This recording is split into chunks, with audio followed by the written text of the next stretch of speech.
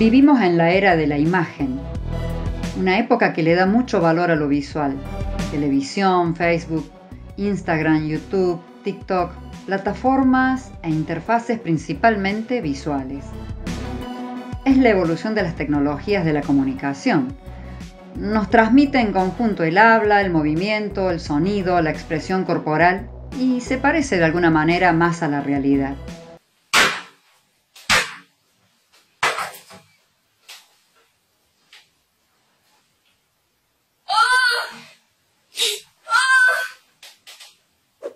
Sin embargo, el lenguaje continúa siendo abrumadoramente oral.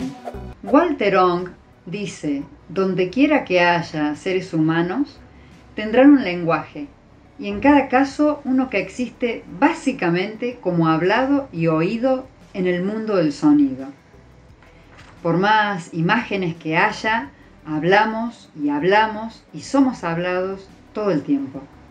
El 2020 nos sacudió a todos, a todas.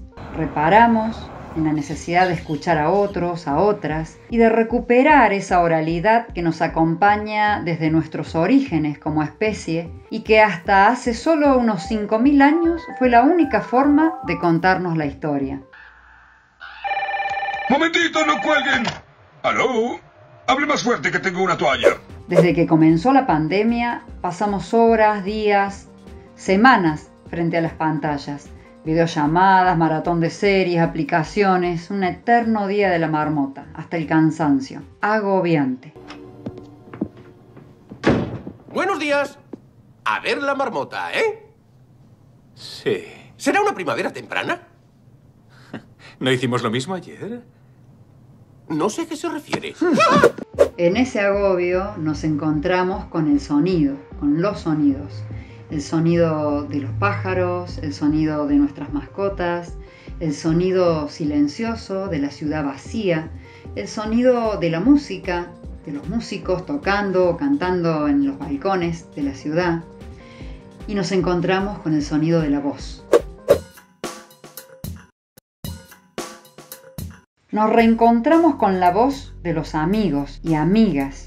Volvimos a escuchar el sonido de la radio y obviamente no pudimos evitar escuchar el sonido del momento, el podcast.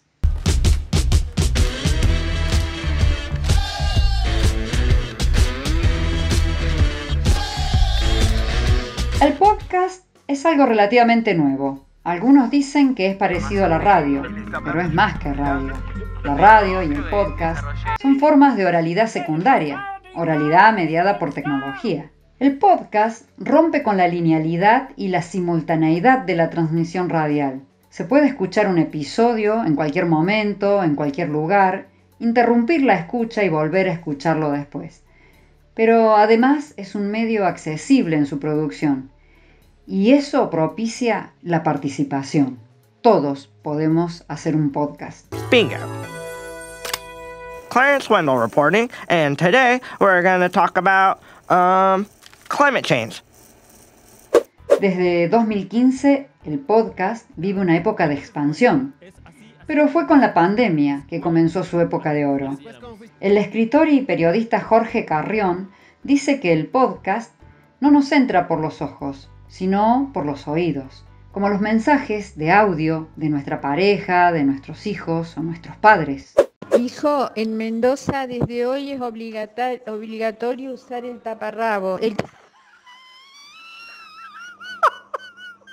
El éxito del podcast se debe entonces a que llega a nuestras conciencias a través de un canal distinto. Esta característica única, el susurro de la voz, también estuvo presente en las formas virtuales de aprendizaje. Muchas y muchos docentes y estudiantes preferían enviar mensajes de voz para explicar tareas, realizar preguntas o expresar opiniones.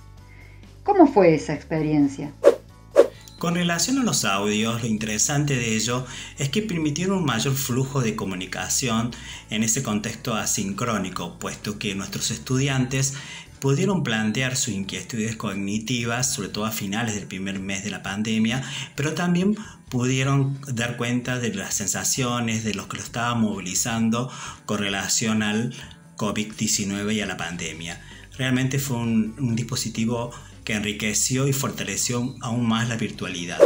Los docentes encontraron en la oralidad un canal inesperado para sortear la distancia que implica la pandemia y al mismo tiempo para desplazar la extenuante visualidad a la que estamos sometidos. Si redescubrimos la potencialidad de la voz, ¿por qué no avanzar un paso más y comenzar a producir audios planificadamente? ¿No sabes hacer un podcast? No te preocupes, en este medio, como en este tiempo, todo aprendizaje es colaborativo. Y si probamos incluir el podcast en nuestra planificación educativa, ¿te animás?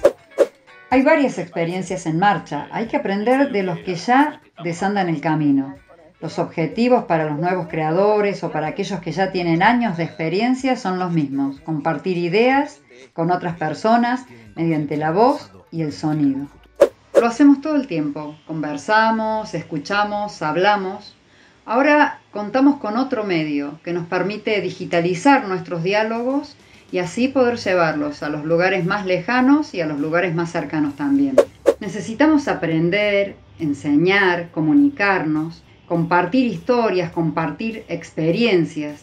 Necesitamos construir colectivamente conocimiento. El podcast es una oportunidad, es un medio generoso para experimentar. Ahora tenemos que pensar qué historias queremos y qué historias necesitamos empezar a contar.